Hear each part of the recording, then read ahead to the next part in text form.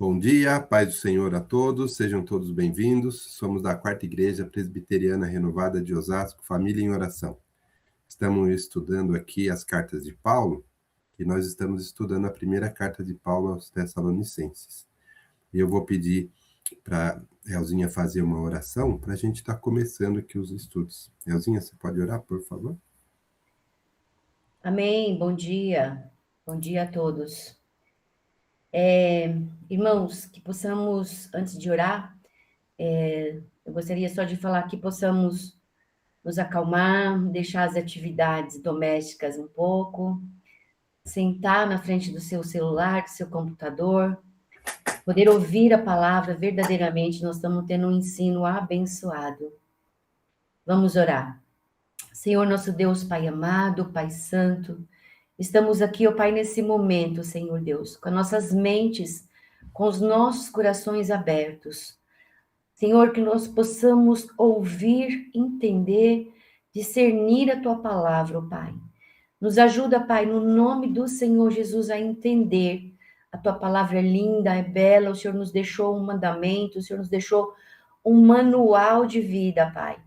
Que possamos realmente seguir, aprender e colocar em prática. Abençoa cada um que está aqui, que está ouvindo, os que estão participando, o Marcelino, o Edgar, que vão ministrar, Senhor Deus, a aula, o estudo, e cada um que possa entrar aqui para ver essa aula gravada, porque a Tua palavra é viva, a Tua palavra é eterna. Obrigado a Deus, nós te pedimos que o Teu Espírito Santo esteja com cada um, e eu oro e agradeço no nome de Jesus. Amém. Amém. Amém. Obrigado, Elzinha. Amém. Vamos dar sequência aqui. Nós estamos aqui na oitava carta aqui na nossa Bíblia, de Paulo, mas sabemos que ela foi a segunda carta que Paulo escreveu, tá? Depois a gente vai ver isso, né? Então, já falamos aqui no nosso índice de Paulo, né? Bastante coisa sobre ele. Sobre o local também a gente sempre deixa aqui o mapinha mostrando onde está Tessalônica e onde está Corinto. Corinto é onde Paulo estava quando ele estava escrevendo, né? E é importante também, né? Eu sempre gosto de comentar, né? Tessalônica está aqui em cima, aqui na Macedônia, perto de Filipos. Essa igreja foi fundada na segunda viagem missionária de Paulo, né? E aí, depois, quando eles passaram de Tessalônica, Paulo foi seguindo viagem aqui para o sul, aqui, até chegar em Corinto. Antes de chegar em Corinto, ele passou em Atenas, que a gente falou um pouco sobre isso também, para a gente não esquecer, né? Esse mapinha também a gente sempre deixa, que são as viagens missionárias, e foi na segunda viagem missionária que Paulo inaugurou aí, plantou a igreja de Tessalônica. E aí, aqui nesse mapinha onde tem todas as cartas deles, está na sequência cronológica, conforme ele escreveu. Então, eu sempre deixo esse mapinha também. Por isso que eu falei que a segunda carta que ele escreveu foi essa que a gente está estudando agora. E foi na segunda viagem missionária. A primeira que ele escreveu, em Gálatas, né? Ele estava também entre a primeira e segunda viagem que ele escreveu também quando ele estava lá em Antioquia. Mas essa aqui foi a segunda. E aí também a gente falou um pouco de Tessalônica, lembrando sempre que quando Paulo passou lá na segunda viagem missionária, está lá no capítulo 17. Então, não esqueçam de ler o capítulo 17 de Atos, que descreve o que aconteceu quando Paulo chegou lá em Tessalônica, né? E foi Paulo junto com Silas e Timóteo, né? E a gente também falou que essa cidade de Tessalônica era uma cidade do Império Romano e estava localizada numa rota comercial que ligava o Oriente ao Ocidente, né? Ali que está dos dois lados ali. E isso daí era, né, conforme o Edgar também já explicou, era uma rota importante. Então tinha muitas pessoas passavam por ali, muita influência também de de culturas, grego, romana, oriental, que vinha de lá. Então, tinha muitos cultos, muitas crenças, rituais diferentes. Então, era realmente um, um cenário bastante diversificado com relação a essa questão religiosa, né? Bom, e aí, dos três principais temas que nós estamos vendo aqui, né? Um deles, que é a volta de Cristo, a gente já falou, esse tema da volta de Cristo, ele é mencionado em todos os capítulos dessa carta. Mas é agora no quarto capítulo que nós estamos estudando que a gente vai entrar um pouco mais a fundo nesse tema. E também a perseverança na fé que eles têm lá, em meio a todo esse cenário que eu expliquei, e uma perseguição também, né, das pessoas que estavam virando cristãos. Então, e mesmo assim, eles mantiveram a fé. Então, esse tema também a gente falou bastante no capítulo 2. E o outro tema, que é a santidade, a pureza sexual, uma vida correta, né? Paulo, ele instrui, né, os tessalonicenses a viverem dessa maneira, e ele destaca, né, essa questão da pureza sexual, né, que está contrastando com a cultura que estava ali na época, aquele politeísmo lá que estava nessa época. E isso a gente vai justamente ver, estamos vendo, né, nesse capítulo que nós estamos agora. E também o amor fraternal. Então, esse capítulo 4 que nós estamos vendo, vamos focar nesse tema também. E aí, então, no capítulo 1, né, Paulo agradece, né, a Deus pelo que está acontecendo lá, né, em Tessalônica. Quando ele recebe aquelas notícias, ele fica muito alegre em saber que o pessoal está mantendo firme a fé. Isso Paulo demonstra aqui nesse primeiro capítulo, quando ele agradece, ele dá graça. E no segundo capítulo, o que nós vimos? Paulo descreve assim, como que foi o proceder dele para evangelizar e como foi o proceder dos fiéis diante desse cenário, dessas tribulações e dessa perseguição. Eles se mantiveram firmes, eles proclamaram o evangelho de forma correta, né? Eles também não só entenderam, como também eles praticaram e levaram para toda a região. Eles se tornaram modelo na região. Então, Paulo conta isso aqui no capítulo 2. E aí também, então, ele ora e agradece e fala também que ele gostaria muito de ter ido pessoalmente, mas não deu certo. Ele queria ver os irmãos de novo para ver como eles estavam. Paulo fala sobre isso. E aí, no capítulo 3, Paulo fala que não pôde ir, mas que mandou Timóteo, e que Timóteo trouxe as notícias, né? Então, no capítulo 3, a gente viu como que Paulo contou como é que foi, né, como é que Timóteo passou por lá para trazer as notícias, né? Paulo disse que eles ficaram lá em Atenas, mas Timóteo foi lá ver como é que os irmãos estavam. E eles estavam realmente muito, muito bem, muito firme na fé. Então, Paulo ora, né? Paulo ora aqui no final do capítulo 3, né? Ele conta como foi que Timóteo trouxe as informações lá de Tessalônica, e Paulo ora mais uma vez para quê? Ele ora para que eles continuem firmes, né? Que o coração seja confirmado em santidade, e também para que aumente o amor uns pelos outros.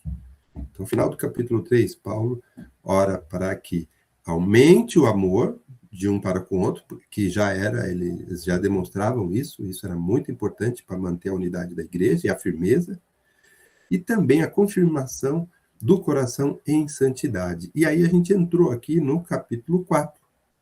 Então, nesse capítulo 4, é que a gente vai ver, então, o que Paulo vai falar. Como é uma vida em santidade, e vai falar também da prática do amor fraternal entre os irmãos. Então, o capítulo 4, ele faz isso. Exorta a santidade e a prática do amor. E qual que é o terceiro bloquinho? Então, são 3 coisas que Paulo vai falar. Ele vai falar da vinda de Cristo. Ele vai falar um pouco com mais detalhe, então a gente vai conversar um pouco mais sobre isso. Então, são 3 bloquinhos aqui que a gente está tratando no capítulo 4. No primeiro bloquinho, que é o que a gente já começou a falar no domingo anterior, é sobre uma vida em santidade. E aqui ele especifica um pouco nessa questão da vida sexual, né, e moral, tá? Que também pode ser aplicado para qualquer área da nossa vida que a gente vai falar aqui. Aí ele vai falar também do amor fraternal entre os irmãos, que é muito importante também, né, para o progresso da igreja e da comunhão com Deus, e também vai falar sobre a vinda de Cristo. Bom, então, a gente leu aqui o primeiro bloquinho da última vez e a gente parou no versículo 5. E hoje nós vamos continuar a nossa conversa a partir do versículo 6. Tá bom? Bom, vou reler aqui esse bloquinho do versículo 1 ao 8. Antes, alguém quer fazer alguma colocação ou já posso ler? Então, vou ler aqui, tá bom? Do 1 até o 8. Finalmente, irmãos, nós os rogamos e exortamos no Senhor Jesus, que como de nós recebeste, quanto à maneira por que deveis viver e agradar a Deus, e efetivamente estáis fazendo.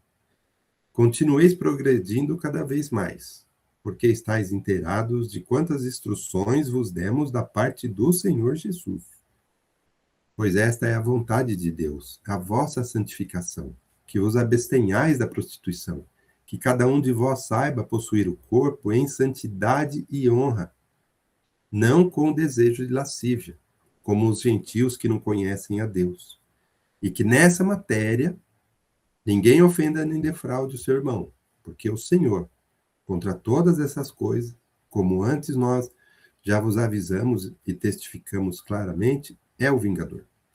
Porquanto Deus não nos chamou para a impureza, e sim para a santificação. Dessa arte que rejeita essas coisas, quem rejeita essas coisas, não rejeita o homem, e sim a Deus, que também vos dá o Espírito Santo. Bom, irmãos, até o versículo 5, né, a gente já comentou da última vez, né, Paulo, ele está falando, né, ele está assim, falando que o que eles aprenderam, eles efetivamente estão fazendo. Então ele fala, então continue assim, continue progredindo cada vez mais, porque vocês receberam as orientações corretamente, né? E aí nós vimos também, né, no versículo 3, 4 e 5, né, que a vontade de Deus é a vossa santificação. Então ele fala, abstenhais de prostituição e que cada um saiba possuir o corpo em santificação e honra, não com desejo de lascívia, como fazem os gentios, né? Porque realmente na época estava muito desviado, né, as pessoas daquela época lá. Bom, e aí no versículo 6, eu queria trazer aqui para vocês, eu fiz umas anotações aqui para a gente entender bem aqui, ó. Versículo 6, ele fala assim, ó. E que nessa matéria ninguém ofenda nem defraude o seu irmão, porque o Senhor contra todas essas coisas, como antes já vos avisei, ele é o vingador, né? Bom, então vamos lá. Nesse trecho aqui, quando ele fala assim, nessa matéria, o que ele está falando? Ele está falando, sim, a santidade na vida sexual.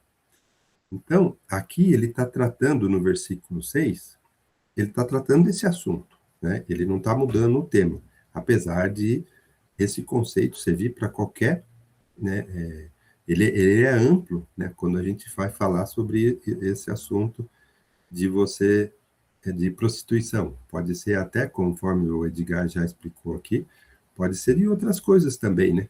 Você está se vendendo por um interesse próprio, para ter ganhos vantagens, ou você está puxando o tapete de um para ter vantagem em outro, isso vai atrapalhar e vai fazer mal para as pessoas de uma forma geral. Mas aqui, eu queria focar aqui nessa questão que Paulo está falando sobre ofender ou defraudar o irmão, né?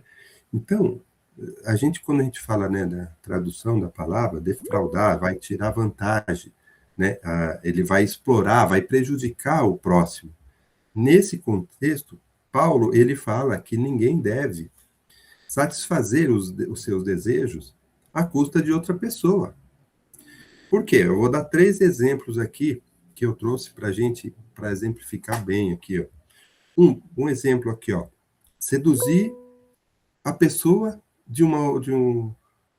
ou o marido, né? Você vai seduzir a esposa, ou a pessoa vai seduzir o marido de outra pessoa. Um outro exemplo é você praticar uma imoralidade que pode prejudicar um outro irmão na fé. Ou então, às vezes, você usa uma pessoa como um objeto, em vez de tratá-lo com dignidade e com respeito. O que que acontece?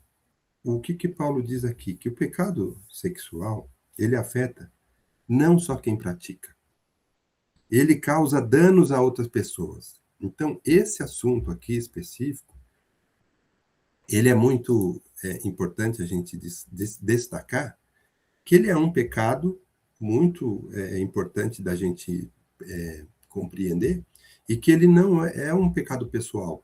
Ele pode afetar, sim, as outras pessoas. Ele pode afetar não só outras pessoas, mas pessoas que estão em volta das pessoas. Famílias, inclusive, né?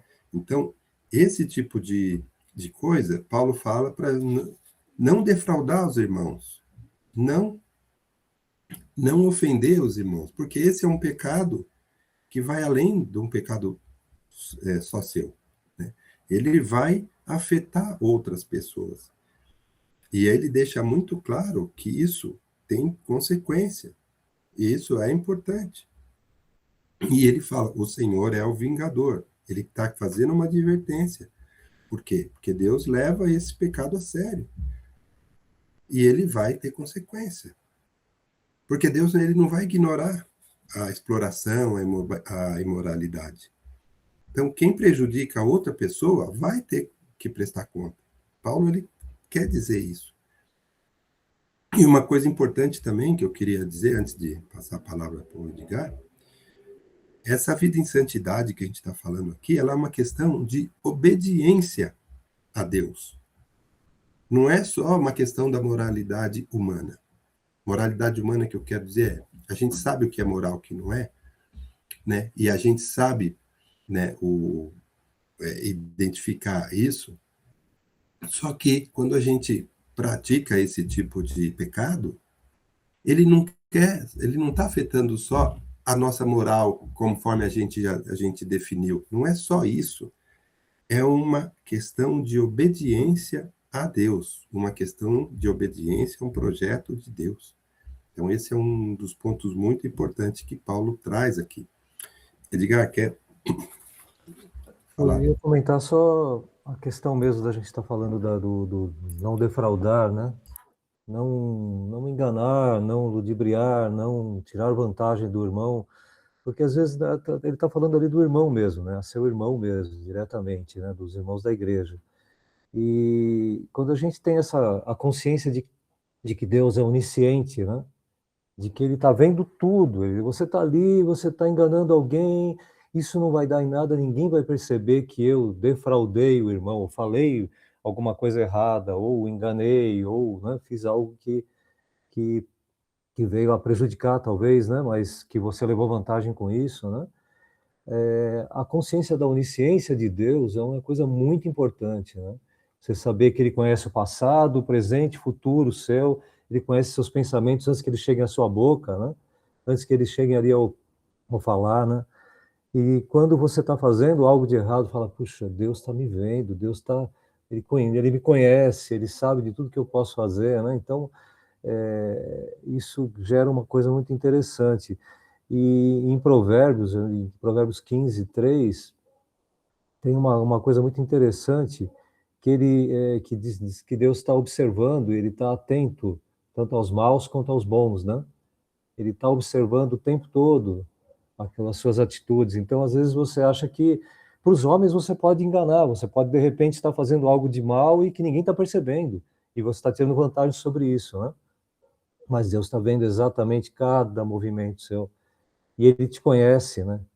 E possivelmente Ele sabe, puxa, né? Ele vai se arrepender, ele está fazendo isso, ele está percebendo que está algo errado. Então, essa consciência da onisciência de Deus é muito interessante, muito importante na nossa vida, né? Você está no quarto, no banheiro, no carro, sozinho, andando, Deus está te vendo, Deus está acompanhando, Deus está sabendo exatamente as suas intenções e aquilo que até onde você vai chegar, né?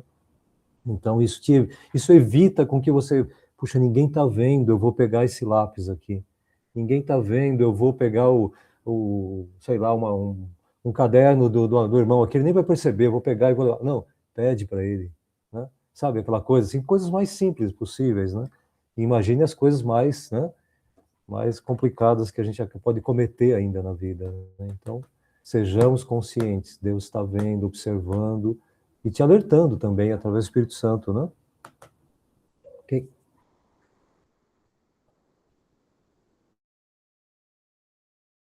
Tinha deixado no mudo e estava falando aqui.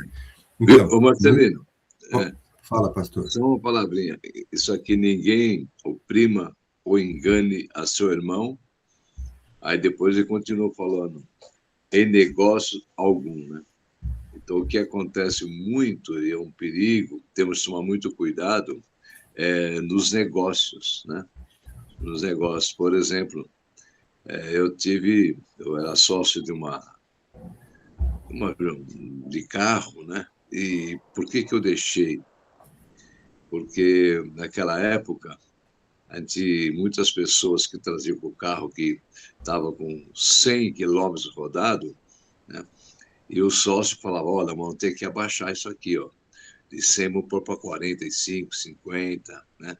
Então, aí o que aconteceu? O senhor falou comigo, olha, esse negócio não é para você, não. Aí eu senti uma tristeza muito grande de ser sócio, sabendo que o meu sócio estava enganando alguém, usando a mentira, né?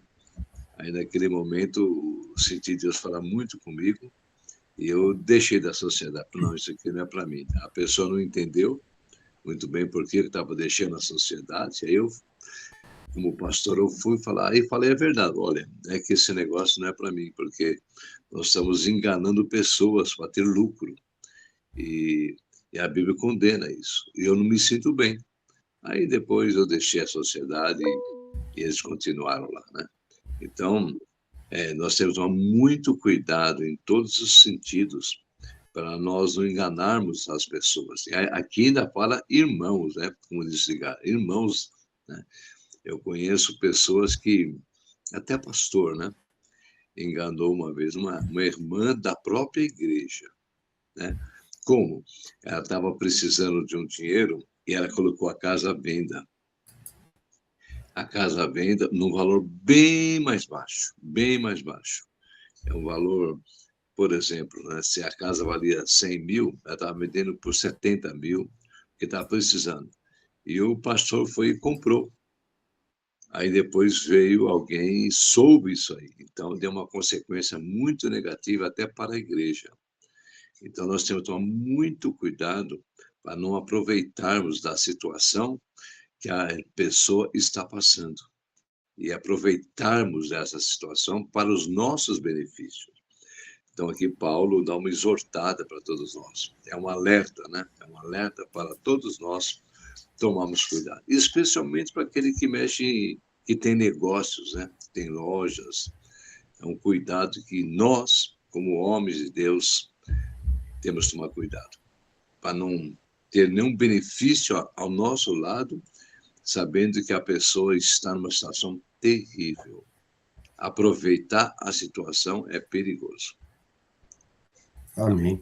Edgar, quer complementar? Eu gostaria de comentar sobre uma coisa que eu sempre sempre penso, sempre isso me acompanha durante a vida toda que eu estive na igreja, antes da igreja e agora, né?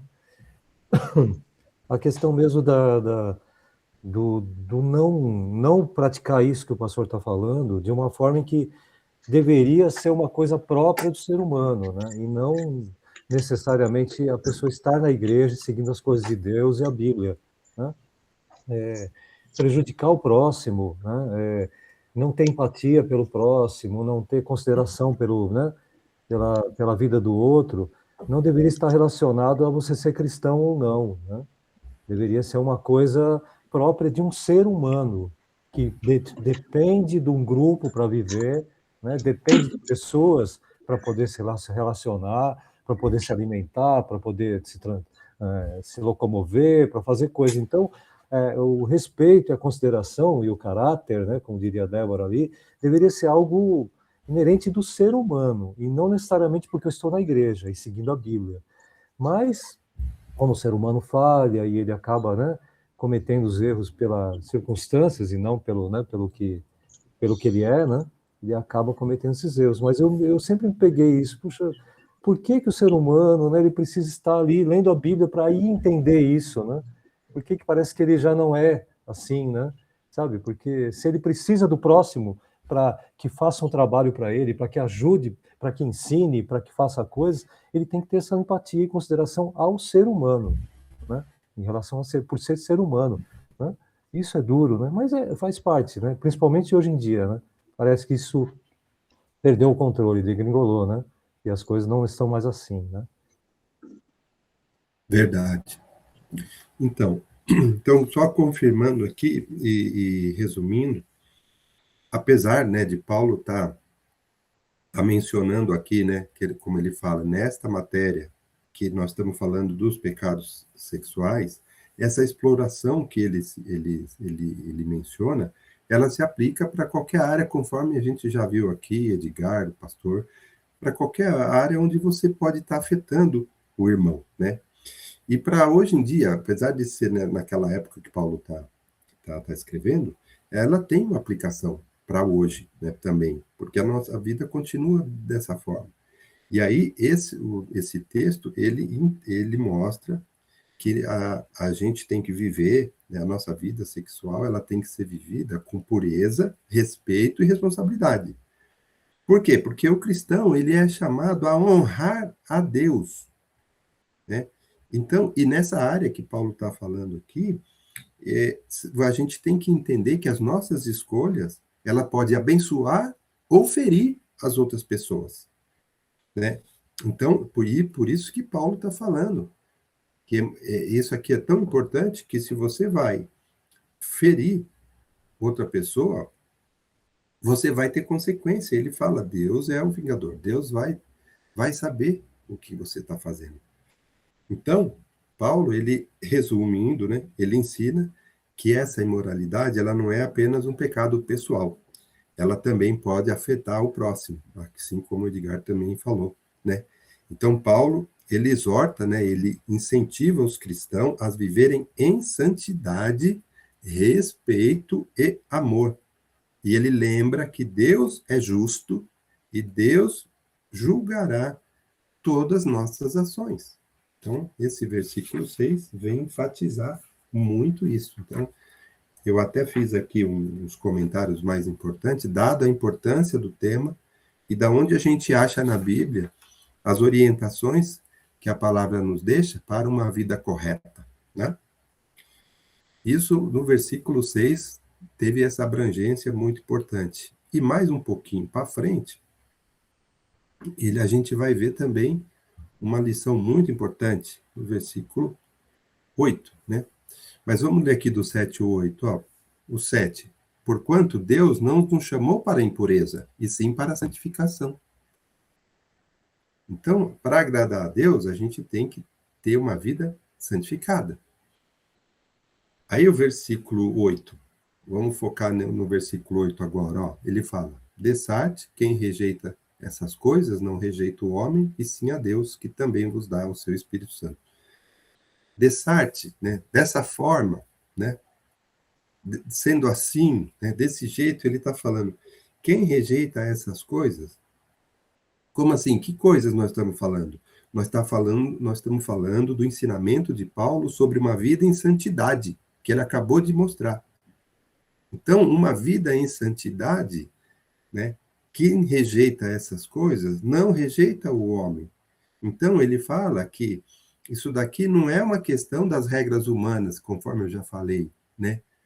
A gente está falando uma obediência a Deus. Não é uma regra humana que alguém inventou a moralidade, a que os homens mesmo né, combinaram o que é certo e o que é errado, e um não pode prejudicar o outro. Paulo está falando sobre que essa rejeição aqui, se alguém não praticar a santidade, é uma desobediência a Deus.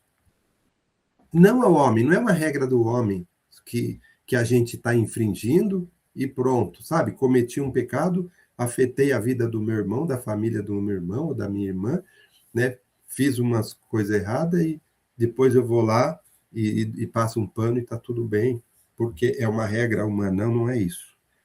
Quem rejeita uma vida em santidade não rejeita o homem, e sim a Deus, porque é uma obediência a um ensinamento de Deus. Então, isso é importante. E a outra coisa importante aqui também, nesse versículo 8, que eu já vou falar, deixa o Edgar complementar aqui.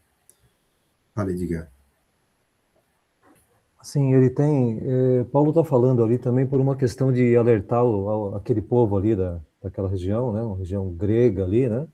E eles tinham um termo, eu tinha visto esse termo há um tempo atrás, que eu achei interessante observar isso. Eles tinham um termo que chamava porneia. Porneia, ele envolvia todas as coisas ilícitas mesmo, coisa em relação à sexualidade, à imoralidade, né?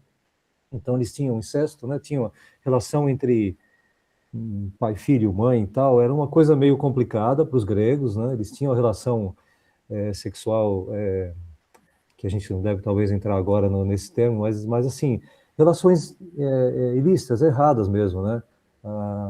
E isso tudo, Paulo, sabendo dessa condição do grego, né? Ele alertava sobre isso, né? Ele tinha que alertar sobre essa... Então não foi em vão, essa santificação era importante e era difícil de ser trabalhado na civilização grega da época, né? Como hoje, né? Hoje também, né? Nós estamos vivendo, né, problemas com essa porneia, como diria ali, que seria mesmo que envolve tudo, né? Você tem na nossa sociedade você tem de tudo, a gente vê nos jornais aí as coisas que acontecem, né? A questão mesmo de crianças com os adultos e, né, pornografia infantil e a gente vê tanta coisa, né? E isso pode chegar na igreja, sim, pode chegar com os irmãos da igreja, ele está lá há 30 anos na igreja. Pode acontecer, sim. A gente tem que tomar muito cuidado, vigiar o tempo todo, né? E não é porque Paulo alertou o grego que a gente não deve alertar os troianos agora aqui, né? Tem que É isso aí. A gente tem que estar com tudo sendo observado. Nem tudo que reluz é ouro, pessoas que às vezes se comportam de uma maneira, puxa, essa pessoa né? Não tem como falar sobre ela, mas cuidado, observe o dia a dia, observe as informações que tem, né? Porque Paulo foi zeloso com essa igreja, né? Já sabendo que existia na volta todo esse tipo de problema. E hoje em dia, né, Edgar, o comportamento sexual, ele vem cada vez mais se deteriorando, né, devagarinho, né?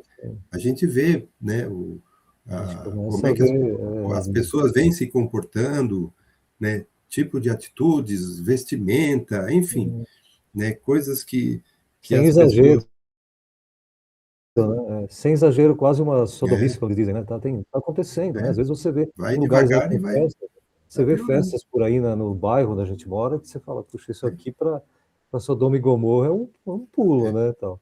Então a gente precisa tomar muito cuidado com isso, observar, né? E muitas vezes as pessoas vendo normalidade, né? Vendo algumas coisas, não tem problema, não, pode ir com essa roupa assim, não tem problema nenhum, né? Então, é uma coisa que vai, conforme vai passando o tempo, vai deteriorando e a gente pode, né? E ele estava falando para pessoas que estavam na igreja, né? Mas que viviam Isso. num contexto de imoralidades, né? Na região onde Isso. estava a igreja. Então, assim, imagine que ele tinha que ficar alertando, porque isso estava permeando a igreja o tempo todo. E para entrar é um passo, para entrar é a porta aberta. Porta aberta entrou, né? Não pode fechar a porta da igreja para que isso não entre. Então acaba, espiritualmente a gente fecha porque a gente vai orar e vai que isso tudo não entre na igreja. Mas sorrateiramente acaba entrando por uma atitude errada de um irmão, por um comportamento errado, por uma, né? E aí daqui um pouquinho é aquela história, né? Você tem um omelete com 10 ovos bons. Você jogar um ovo ruim no meio daquele omelete e bater, estragou o omelete.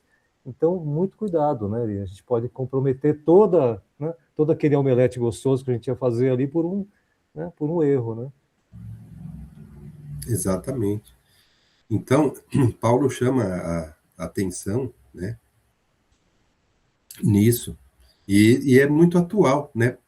Porque essa questão do certo e errado, né, que nem a Natália fala aqui, né, também a pastora enfatizou, a gente precisa sim ter esse apego à palavra, a gente precisa sim ter certeza do que é certo, do que é errado, do que é uma vida em santidade, do que são os ensinamentos de Deus para a gente não ir por esses caminhos e nem levar. Às vezes a gente pode estar levando também meio sem querer, quando a gente não entende muito bem a palavra, a gente pode estar levando uma informação errada. Por isso a importância da gente conhecer muito bem o projeto de Deus, conhecer a palavra, praticar, para que a gente seja luz no mundo, né? Para a gente levar ao correto, como está sendo feito aqui. Paulo falou, os tessalonicenses são modelo para a região, né? Então, Paulo, ele exorta aqui as pessoas a continuarem firmes, porque eles são exemplo, né? E aqui, né, nesse versículo 8, só para finalizar, quando ele fala que quem rejeita uma vida em santidade não está só rejeitando as nossas regras, mas está desobedecendo a Deus, ele fala assim, que também vos dá o seu Espírito Santo. Olha só, ele não só pede que a gente tenha uma vida santa, mas também ele concede o Espírito Santo, que ele vai capacitar a gente a viver dessa maneira. Tem muita gente que fala, ser crente é uma prisão, ser crente é ruim, não sei. Não é, porque não entendeu, porque não sabe, não conhece. Né? E quando a gente tem essa escolha, quando a gente tem uma vida em santidade, nós temos o Espírito Santo que não é nos concedido para nos fortalecer, apoiar e nos alegrar. Então, esse finalzinho do versículo 8 aqui também é interessante isso, hein? Uma vida em santidade e o mover do Espírito Santo na vida do cristão. Edgar, quer complementar? Eu ia só comentar sobre a Natália comentou uma coisa ali, que é interessante, que é a questão da regra mesmo, né? É a regra, a exceção virando regra, né? Então, assim, o que antes era uma coisa, a gente via na sociedade coisas que eram exceções, né? Eram exceções, isso aqui é uma coisa ruim, isso aqui é uma coisa que não se deve fazer, isso está sendo invertido, né? Então, agora o que era regra, o que era a exceção, está virando um padrão de regra mesmo, a regra em que as pessoas veem com aquilo como normal, né? E começam a achar que aquilo que é perversão, que é um ato de ali que a gente fala ali de tá mesmo querendo corromper, né? Aquilo que seriam coisas corretas e perante Deus, né? Coisas que agradam a Deus, né? Que começam a achar que isso também faz parte dessa regra de viver. Não, mas pode sim, né? E daí a pouco essa regra pode entrar na igreja, se não tiver um cuidado, né? A gente fala, não pode. Quem disse que pode? A palavra diz que não, né? E a gente tem que estar sempre alerta para essa regra não entrar na igreja, né? Tá certo. E ó, só para resumir aqui esse versículo 8, eu fiz bastante anotação porque é muito importante. Vou até ler aqui, ó, que eu estava vendo aqui, que Paulo, ele ensina que a vida cristã não é só conhecer o mandamento, né? É responder um chamado de Deus, que nos chama para uma vida em santidade. E o Espírito Santo, ele é concedido aos crentes. Para quê? Para fortalecer a gente na luta contra o pecado. É ele que vai nos ajudar a gente a viver uma forma que agrade a Deus. Então, essa santidade é uma exigência de Deus. não é uma questão humana, não é uma regra humana que pode ser mudada conforme o tempo e vai mudando, vai mudando. Ah, é assim que é o certo agora. Não. Essa vida em santidade é uma exigência de Deus. E rejeitar esse chamado de Deus, né, que é ruim. Então, rejeitar esse chamado de viver em santidade é rejeitar Deus. E porque ele concede o Espírito Santo para nos capacitar a ser filhos dele e a obedecer à ordem dele, ao projeto dele. Tá? Bom, e aí, com isso aqui, a gente encerra aqui o primeiro bloquinho, onde a gente falou bastante sobre uma vida em santidade, né? Então, e agora Paulo vai falar sobre o quê? No próximo bloquinho. Sobre a prática do amor fraternal, que também é um assunto muito importante para os cristãos. Então, veja bem, esses ensinamentos de Paulo não quer dizer que eles estão no caminho errado e estão puxando a orelha, não é isso. Mas ele está enfatizando qual é o certo. E, inclusive, está elogiando a igreja de Tessalônica por estar firme, por ter aprendido corretamente, por estar aplicando. Por isso que ele fala assim, eu oro para que vocês progridam cada vez mais, continuem progredindo. Que ele estava meio preocupado se o pessoal não esfriou e desviou, né? Mas a hora que ele viu que não, ele ficou muito, muito alegre, a gente viu no capítulo anterior, né? Então, bom, também não vai dar tempo de começar esse próximo bloco, mas a nossa exortação, a prática do amor fraternal, vai ser por domingo que vem. Mas esse bloco aqui da santidade foi muito importante hoje, a gente está aqui lendo. Edgar, quer complementar antes de passar para o pastor? É tão legal isso, né? Você vê que Paulo está falando para uma igreja que estava, né, atenta, não, mas poderia vacilar, né? E ele estava falando de uma regra que era a regra, as coisas de Deus, a Bíblia ali é algo que nos que orientava aquela igreja, mas que a exceção só comprovava a regra. Não sei se eu sou claro quando estou falando isso, mas as exceções comprovam que a regra está de acordo, ela é boa. Olha, se você vive assim, você vai morrer ali. Se você vive assim, você vai ficar doente. Se você vive assim, se prejudica o outro. Se você vive assim, sabe? Então, a exceção comprova que a regra é boa e que ela agrada a Deus, mas ela é boa, né? E hoje em dia parece que essas regras estão tentando comprovar, essas exceções estão tentando comprovar que as regras são erradas. Que tudo que sempre existiu de família, como a gente sempre conheceu, das regras de bom comportamento, de igreja que quer ser que tem uma sã doutrina ali, que está seguindo, né, as coisas de Deus, as exceções estão tentando comprovar que nós, que estamos numa regra boa e agradável a Deus, ela é ruim. Então, o mundo está tentando comprovar que essa regra é ruim e que a exceção é melhor. E a exceção vai logo, do jeito que está indo o mundo, acaba virando regra, né? E nós vamos ser exceções. Vamos acabar virando exceções no mundo. Os crentes, eles vão morrer, né? E os que são ruins vão viver. Então, está invertendo os valores, né, na sociedade. Isso de modo geral no mundo, não é só no Brasil, não é só em Osasco, né? A gente percebe isso, né? E isso, o que a Natália disse mesmo. É uma constatação mesmo, né? É a inversão de valores, né? Que a gente tem pessoas que querem tirar vantagens de todos ao mesmo tempo e ganhar muito e ser muito ricas, independente do que estão fazendo, e outras querem ter destaque na sociedade, independente do que fazem, e poder. Essa é a regra, poder, né? É complicado, mas a gente tem essa obrigação essa função de estar orientando e ajudando, né, para que muitos saiam disso, né? Amém. E as cartas de Paulo nos ajudam a entender muito bem isso, né? Muito bem. É isso mesmo. Bom, vou passar agora para o pastor Vanderlei, para a gente finalizar, que falta isso, 5 minutos. E aí, no domingo que vem, a gente vai falar sobre esse outro tema que Paulo também traz, sobre a prática do amor. Amém. Mas sabe que a santificação é um processo.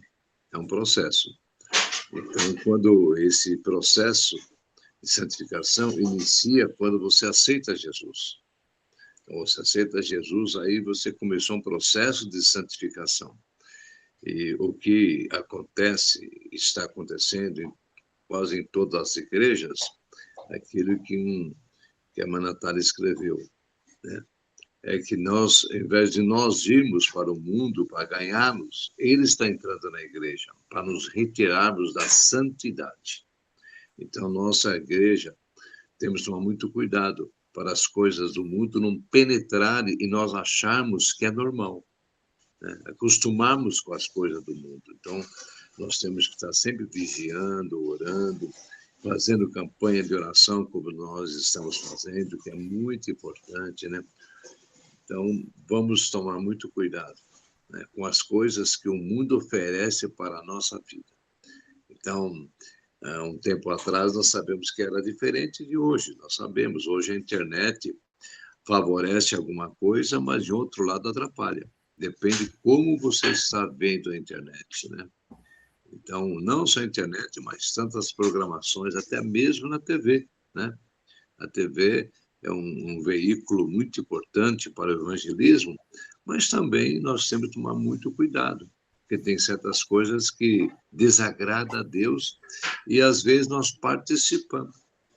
Então, temos que estar pedindo, Senhor, nos orienta sobre a santificação na minha vida. E outra coisa que é importante, né? Nós divulgarmos sempre os trabalhos da igreja, especialmente nessa semana de oração, que está sendo uma grande bênção, né? Temos que clamar muito ao Espírito Santo de Deus para que possa estar sempre nos dando graça, força, sabedoria, discernimento, né, das coisas de Deus. E hoje tenho certeza absoluta que será mais uma noite de muita bênção lá na nossa igreja. Então não podemos faltar de maneira alguma, né?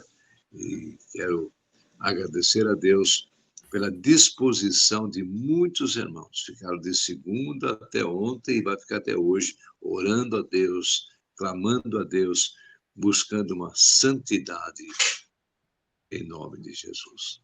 Pai amado, eu quero te louvar, quero te agradecer pela Escola Bíblica Dominical. Meu Deus, nós necessitamos que o Senhor nos conceda, Pai amado, conhecimento e sabedoria da Tua Palavra, especialmente para os nossos professores, para eles saberem aplicar e nos ensinar, Pai. Muito obrigado por tudo, meu Deus. Agora quero pedir, Pai, que hoje à noite seja mais uma noite de muito poder do Teu Espírito Santo, Pai. Use o pastor Caju com poder e autoridade e traga a Tua igreja para receber aquilo que o Senhor já tem reservado para todos nós. Obrigado, Deus, por tudo, e a graça do nosso Senhor e Salvador Jesus Cristo, o grande amor de Deus, nosso Pai, a eterna e bendita consolação do Espírito Santo esteja sempre repousando sobre nós, em nome de Jesus. Amém. Amém. Shalom, Adonai. Amém. A paz do Senhor. A paz. Deus abençoe. Deus abençoe a todos. Deus abençoe.